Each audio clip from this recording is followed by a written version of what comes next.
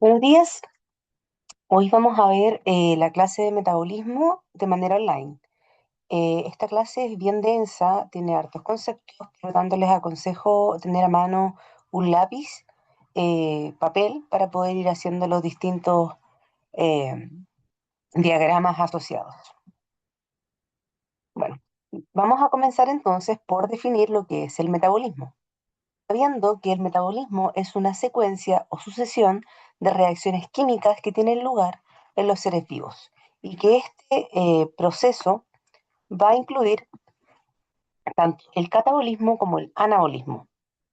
Cuando hablamos de catabolismo, recordemos que hablamos de reacciones que comienzan en con una molécula de gran tamaño que termina reduciendo su tamaño y a su vez esta reducción de tamaño va a generar una salida de energía, mientras que el anabolismo es lo contrario. Y comenzamos de varias moléculas pequeñas, las cuales a través de la absorción de energía proveniente de distintas fuentes van a formar una molécula de mayor tamaño. Como ejemplo tenemos la síntesis de proteínas, ¿cierto? En este tipo de reacciones.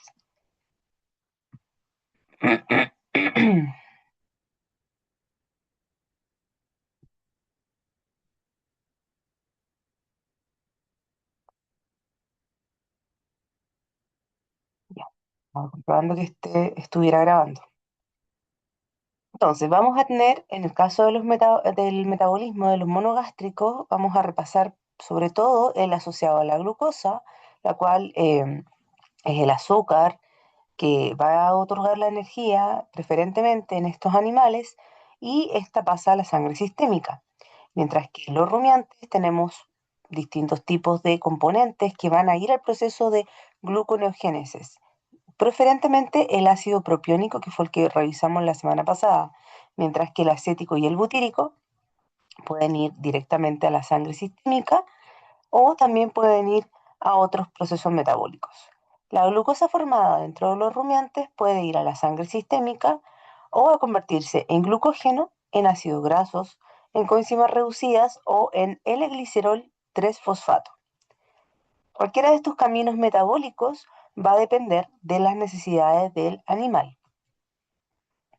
Acá tenemos un esquema que nos muestra todos los caminos posibles que pueden derivar de componentes nutricionales derivados tanto de la dieta como del cuerpo del animal, de los tejidos corporales.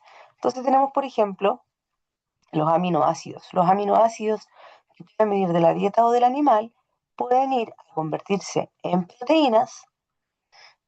Estas proteínas a su vez pueden ir a generar aminoácidos al utilizarse para sintetizar otras proteínas. Entonces tienen transformaciones constantes, desde proteína al interior del animal hasta aminoácidos. Además, estos aminoácidos pueden pasar a la condición de cetoácidos y como cetoácidos pueden ir a la formación de glucosa a través del proceso de gluconeogénesis. O también pueden ir a la formación de amonio, el cual se va a transformar en urea y puede ser excretada como desecho al estar muy elevada sus concentraciones en la sangre. Por otro lado, los ácidos grasos libres y los triacilgliceroles pueden ir a formar cetoácidos en el caso de los ácidos grasos libres y beta-hidroxibutirato, los cuales van a ser usados principalmente para energía en la célula. Los otros ejemplos los vamos a ir viendo durante esta clase. Ya. Entonces, el metabolismo energético, que es del que vamos a hablar hoy, va a ser el que nos va a dar la energía necesaria para poder realizar trabajo. Y como trabajo se pueden entender varios tipos de acciones en el animal. Principalmente el trabajo le va a permitir al animal movilizarse, termorregular, generar el impulso nervioso, la transmisión de este y muchas otras actividades dentro del animal. Entonces, para esto tenemos diferentes tipos de energía. Podemos tener energía química en el animal, energía térmica, energía eléctrica y energía radiante. Estas energías se van a ir convirtiendo dentro del animal. En la imagen ven una oveja que está pastando, está consumiendo alimento y ya sabemos que este alimento que está, ¿cierto?, consumiendo la oveja fue generando previamente proceso de fotosíntesis, en el cual el sol, a través de la energía lumínica, penetra las hojas de las distintas plantas, en este caso de esta pradera, que se ve a simple vista está con un crecimiento adecuado para el consumo de la oveja y al generar el proceso de fotosíntesis, recordemos que fija la energía lumínica en energía química. O sea, aquí hay una transformación directa de energía. Luego, esta energía química concentrada se consume por parte del animal y ingresa al organismo para poder generar, por ejemplo, trabajo mecánico, como el de caminar por parte de la oveja, ya el movimiento celular, el movimiento de las células, el bombeo del corazón, para el movimiento de la sangre, también para la mantención del animal, para la síntesis de las distintas moléculas internas en el animal y para la generación de calor, para termorregular.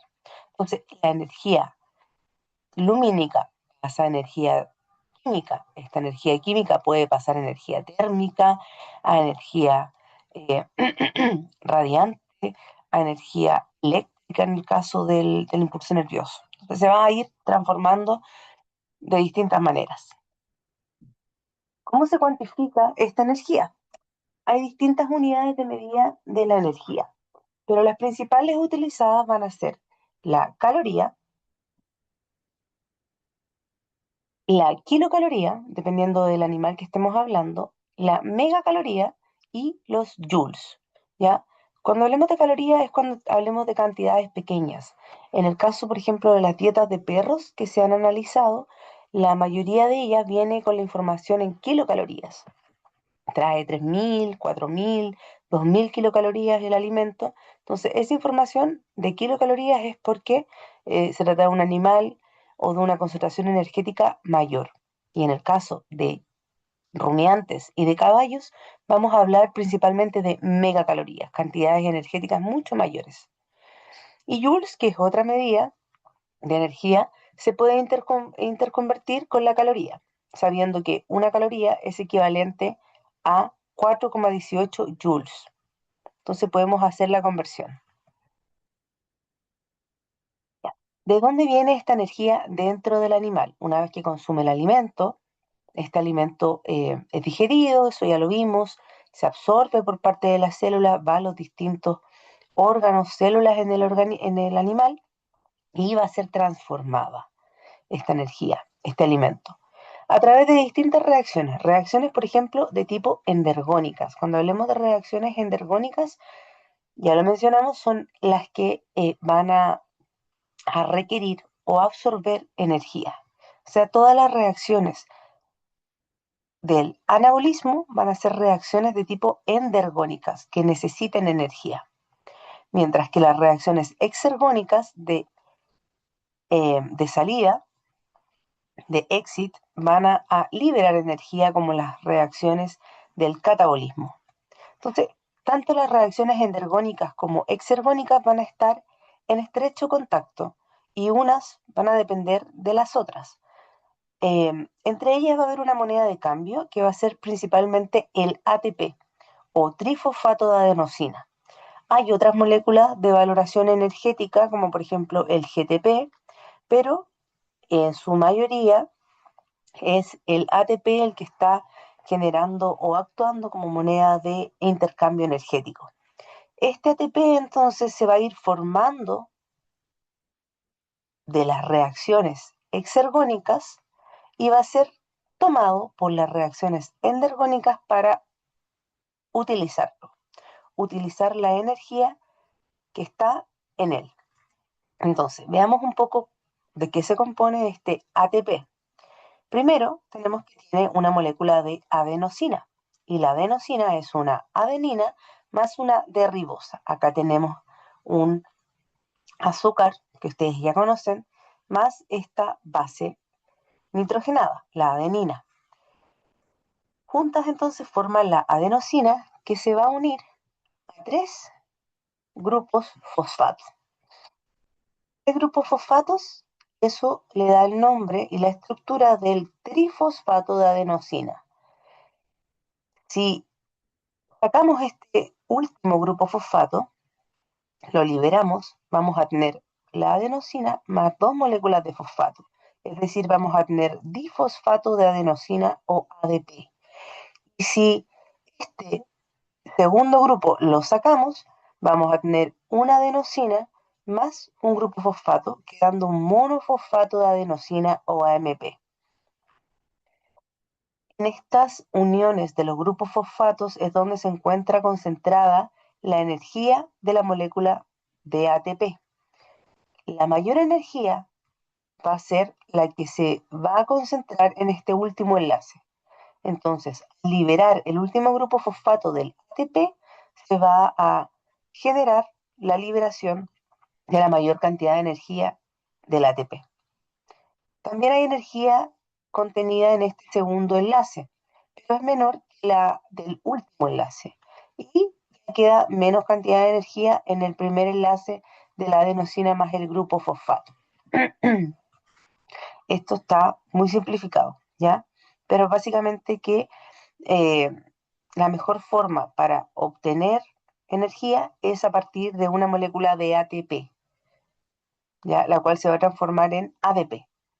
Ahora, también pudiéramos eh, absorber la energía de un ADP, pero va a ser menor, ¿sí? Para ello, para que este ATP pueda ser moneda de cambio energético entre las reacciones endergónicas y exergónicas, va a requerir un mineral que es el magnesio, ¿ya? Entonces, esto ya nos da una visión de la importancia de este mineral en la alimentación de los animales. Y acá tenemos, por ejemplo, la molécula de piruvato, que se forma a través de, en realidad, viene desde esta molécula fosfonol piruvato. Vamos a tener una reacción de tipo exergónica con la ayuda del magnesio, es decir, este fosfonol piruvato se va a romper y vamos a tener una molécula de menor tamaño que es el piruvato más un ATP. Y el fosfonol piruvato, que es un piruvato unido a una molécula de fosfato, se va a romper, va a liberar este fosfato y este fosfato, la liberación, va a unirse a una molécula de ADP formando ATP. La misma ruptura va a generar energía, pero a su vez también se va a requerir energía para poder formar este ATP. Este es un ejemplo de fosforilación a nivel de sustrato.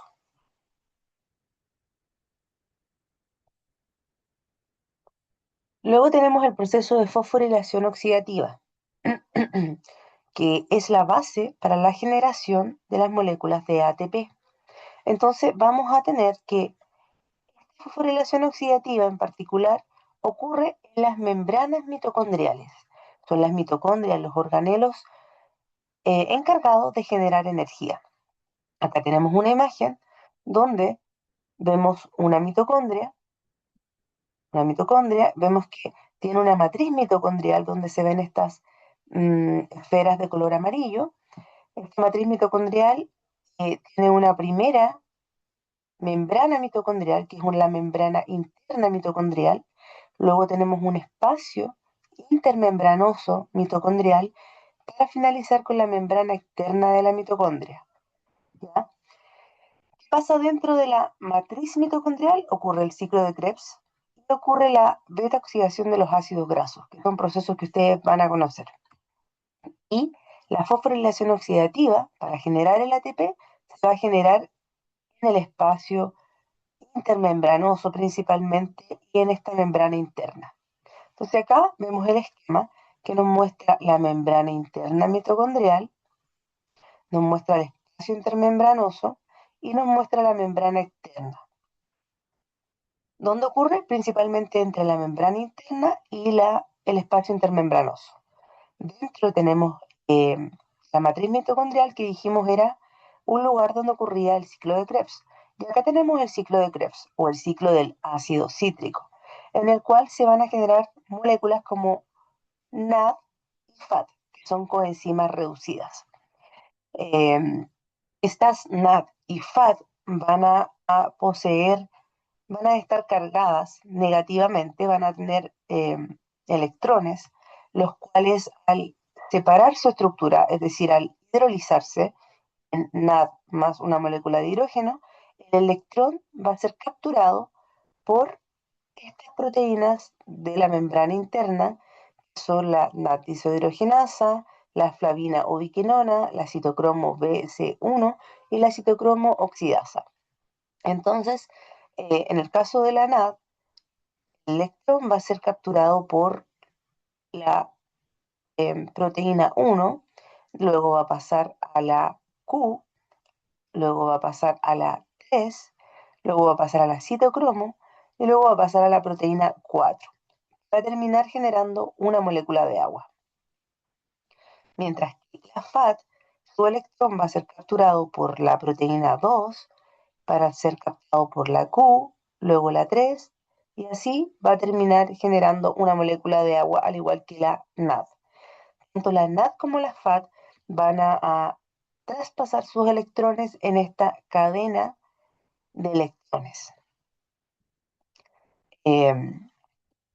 Entonces, al tener diferencial, o sea, al traspasar sus electrones por esta cadena de proteínas transportadoras de electrones, estos protones van a traspasarse al espacio intermembranoso.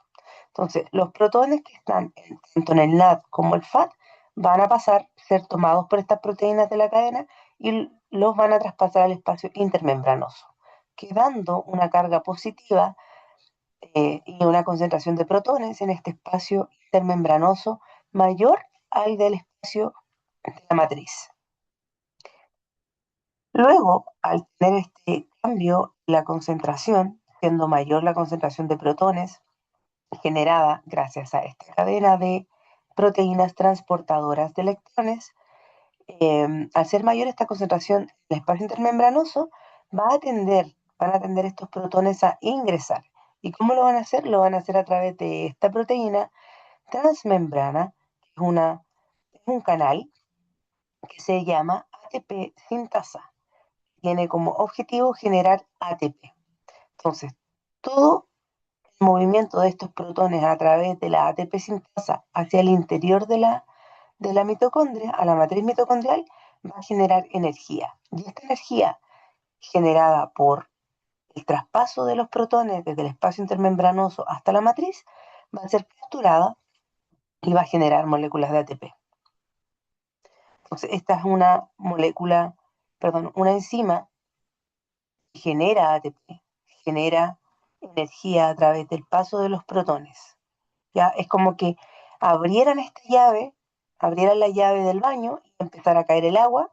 En este caso son los protones, entran los protones y esta entrada masiva genera energía que es capturada por la ATP sintasa para sintetizar ATP a partir de moléculas de ADP y de grupos fosfato.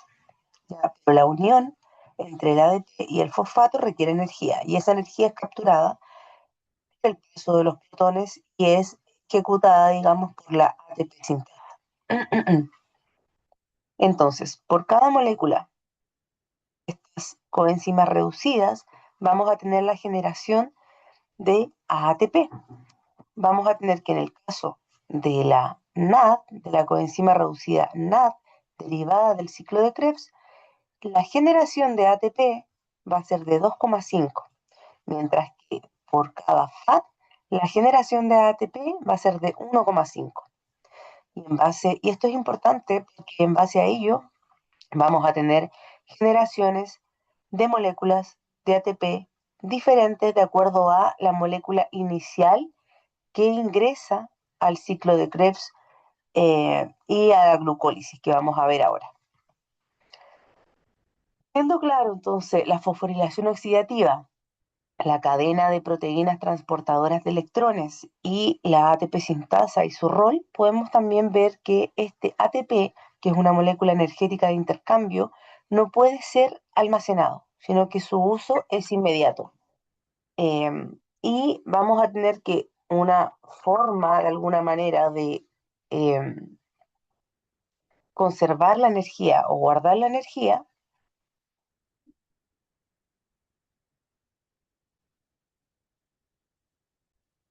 Entonces, una manera de reanudar, de reanudar, perdón, de conservar esta energía de alguna forma es, por ejemplo, a través de la unión de la reacción entre ATP y la molécula de D-glucosa. Esto va a generar una ADP, es decir, vamos a sacar la energía de este grupo fosfato y este grupo fosfato se va a unir a la molécula de D-glucosa, formando la D-glucosa fosfato. Esta molécula posteriormente puede romper su estructura y pasar esta energía a un ADP para formar ATP. Entonces, es una forma de guardar energía en el organismo. Otra forma es a través de la síntesis de ácidos grasos, donde tenemos un ATP, una coenzima A y un acetato. Y a través de estas tres moléculas se va a generar una reacción, la cual va a dar por resultado una MP, es decir, a este ATP vamos a quitarle dos grupos fosfatos y vamos a formar la acetilcoenzima A y un pirofosfato. Entonces, el ATP se está transformando en ADP, se está transformando a su vez en AMP y luego este AMP se está transformando en ADP en ATP. Hay una transformación constante entre reacciones endergónicas y reacciones exergónicas con traspaso de energía. Energía libre que queda desde el catabolismo y la energía libre es tomada por estas reacciones de tipo endergónica. La energía entonces va a permitir generar trabajo químico, como la biosíntesis de moléculas, trabajo osmótico, como el transporte de distintas moléculas de agua a través de la membrana y otras moléculas, y trabajo mecánico, como la contracción muscular. Otra forma de almacenar energía es a través de la creatina, la cual con una molécula de ATP va a generar la fosfocreatina y una molécula de ADP. Y esta molécula de fosfocreatina entonces va a estar almacenada en tejido muscular para generar energía cuando sea necesario. El ATP entonces puede provenir desde glucógeno, desde grasas, desde proteína y desde los alimentos. Ahora, vamos a ver la glucólisis, que es el proceso de descomposición o no descomposición de ruptura de la glucosa. Esto ocurre en el citoplasma celular y vamos a partir entonces por una molécula que es la glucosa. Esta glucosa se va a transformar a través del paso 1 en glucosa 6-fosfato. Para esta transformación vamos a tener o requerir en realidad una molécula de ATP. Porque aquí a la glucosa le estamos sumando un grupo fosfato, el carbono 6. ¿Se acuerdan de que les mencioné en unas clases anteriores sobre los grupos carbonos de la glucosa, que es una hexosa, y cada uno de sus carbonos toma un número? Entonces, en el carbono 6 se va a ubicar este grupo fosfato, formándose la glucosa 6-fosfato. Para ello se requiere una exoquinasa y además se requiere la glucosa 6-fosfatasa. Luego, esta glucosa 6-fosfato va a pasar por el paso 2 para transformarse en fructosa 6-fosfato. Recordemos que tanto la glucosa como la fructosa son hexosas. La diferencia es principalmente de tipo estructural, ya que la glucosa tiene una estructura hexagonal, mientras que la fructosa tiene una estructura más similar a un pentágono y el carbono número 6 va hacia afuera, como si fuese un brazo, ¿ya? Esta fructosa 6-fosfato va a entrar entonces en el paso 3, a lo que se va a necesitar una exodifosfatasa, ¿ya?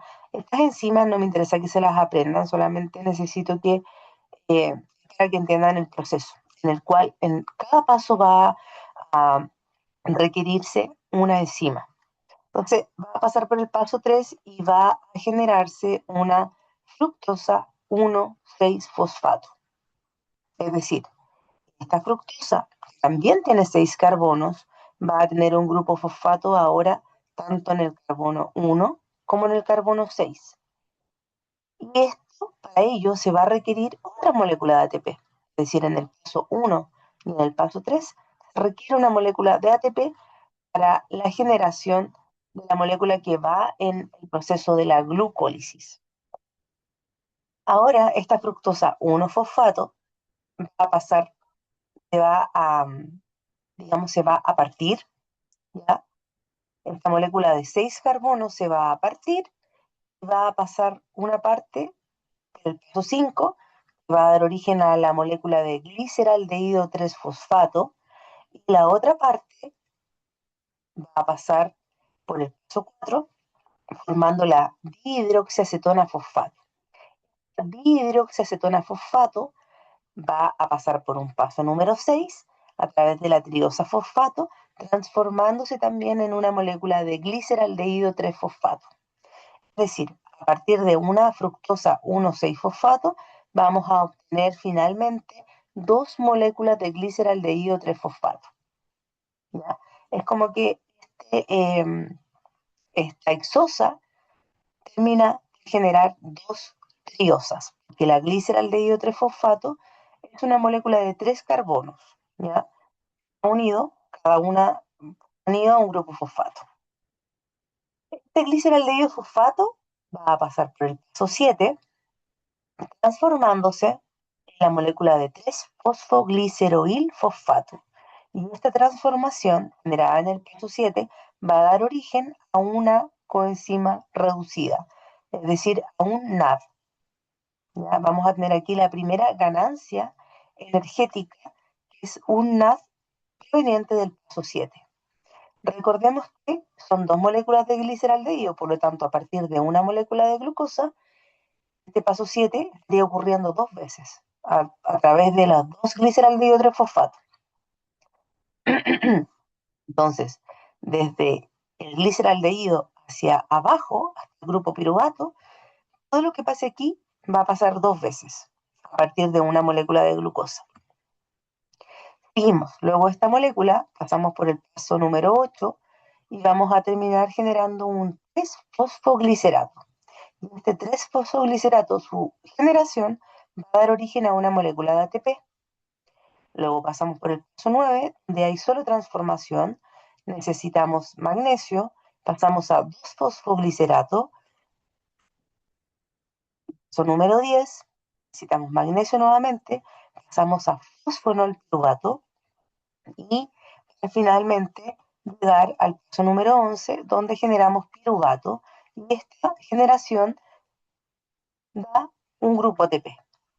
Entonces, desde gliceraldehído a piruvato tenemos una molécula de NAD, tenemos dos moléculas de ATP generadas. Y estos dos, ya que son dos gliceraldehído fosfato provenientes de la glucosa, tendríamos que desde una glucosa hasta piruvato, dos piruvatos, desde una glucosa vamos a obtener dos piruvatos, y para la generación de estos dos piruvatos tenemos la ganancia de 2 NAD y de 4 ATP. ¿Sí? En la primera parte, la transformación de la glucosa hasta la fructosa 1,6-fosfato, tenemos gasto de dos moléculas de ATP. Dos moléculas de ATP, y luego tenemos 4 ATP más 2 NAD. De los dos gliceraldehídos a los dos piruvatos, tenemos esta ganancia a partir de una glucosa. Si restamos lo que se usa en la primera parte y lo que se produce luego, tenemos que en total vamos a tener que, a partir de una glucosa, tenemos 2 ATP y 2 NAD. Estos NAD van a entrar a la fosforilación oxidativa. Y recordemos que cada NAD da origen a 2,5 moléculas de ATP. Por lo tanto, si tenemos 2, tendríamos 5 ATP provenientes de los NAD, más los 2 ATP tenemos 7 moléculas de ATP generadas en esta primera fase de la glucólisis, desde glucosa hasta 2 piruvatos. Está la transformación y están los 7 ATP generados. Luego, este piruvato se generó a partir de la glucosa y todo esto ocurrió en el citoplasma celular, tiene que pasar al ciclo de Krebs para, eh, para dar origen a moléculas como NAD y FAD. Entonces, para entrar al ciclo de Krebs, que ocurre en la matriz mitocondrial, debe ingresar. Y no puede ingresar a la matriz mitocondrial como piruvato, sino que la única forma de su entrada es como acetilcoenzima A. Para esto, el piruvato se va a mezclar con la coenzima A y van a generar el acetilcoenzima A. Y esta transformación va a dar origen a una NAD en el proceso. Como son 2 piruvatos que provienen de esta glucosa, entonces vamos a tener en este paso 2 moléculas de NAD. Teníamos 7 ATP, se van a sumar a los 5 ATP provenientes de esta transformación, desde piruvato hasta acetilcoenzima A, entonces ya tenemos 12 moléculas de ATP en este camino. Esta acetilcoenzima A va a ser capaz de ingresar a la mitocondria y va a entrar al ciclo de Krebs. Y en el ciclo de Krebs, que es el que se ve en este esquema, vamos a tener transformaciones seriadas. La acetilcoenzima A va a pasar a transformarse en citrato. Este citrato va a pasar a isocitrato. El isocitrato se va a transformar en oxalsuccinato. Y esta transformación de isocitrato a oxalsuccinato va a dar origen a otra NAT. El oxalsuccinato va a pasar a alfa-ketoglutarato y luego va a pasar el alfa-ketoglutarato a succinilcoenzima A. Esta transformación va a dar origen a otra coenzima A. El succinilcoenzima A va a dar origen a succinato y esta transformación va a dar origen a una molécula de GTP, que es otra molécula energética que podemos hacer símil o homóloga al ATP. Por lo tanto, podemos decir que un GTP es equivalente a un ATP, perdón. Este succinato se va a transformar en fumarato y esta transformación va a dar origen a un FAD y el fumarato va a dar origen a malato y finalmente a oxalacetato. Y esta última transformación da otra molécula de NAD. El oxalacetato puede volver a transformarse en citrato a través de la entrada de la acetilcoenzima A. ¿Ya? Entonces, de un ciclo de Krebs o de una vuelta de citrato a oxalacetato, vamos a tener SNAP, un FAD y un GTP. Y esto viene de una acetilcoenzima A. Recordemos que de una glucosa tenemos 2 piruvatos y estos 2 piruvatos van a transformarse en acetilcoenzima A. Por lo tanto, tenemos aquí que a partir de una glucosa tenemos 2 acetil-CoA. Y cada uno de ellos genera 3 NAD, un FAD y un GTP. Entonces, de los 3 NAD vamos a tener 7,5 ATP. El GTP es equivalente a una molécula de ATP y el FAD va a producir 1,5 ATP. Si esto lo multiplicamos por 2, entonces tenemos 7,5 más 7,5, tenemos 15 ATP, más 2, 17 ATP, más 3, 20 ATP. En esta primera fase entonces tenemos 20 ATPs, sumados a todo lo anterior de la conversión de piruvato a acetilcoenzima A y lo anterior, lo previo, que fue desde glucosa hasta piruvato, tenemos una equivalencia de eh, ATP importante. ¿Ya? Vamos a llegar hasta acá y luego les voy a mandar la clase de metabolismo 2. Mañana vamos a ver las equivalencias.